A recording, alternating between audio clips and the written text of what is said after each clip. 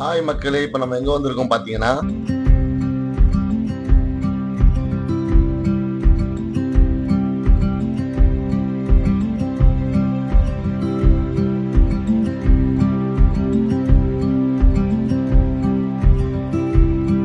ஆமாங்க, சென்னை வெஸ்ட் மாம்பலம் ஆரியா கவுடா ரோடுல இருக்க கரண் கைவினை பொருள் அங்காடி தாங்க நம்ம வந்திருக்கோம். இவங்க கிட்ட பானையில இருந்து யானை வரைக்கும் நிறைய வித்தியாசமான பொம்மைகள் வச்சிருக்காங்க. அனைத்து பொம்மையுமே கைவினை பொம்மை தாங்க. ஹோல்சேல் ரேட்ல மொத்தமா தராங்க.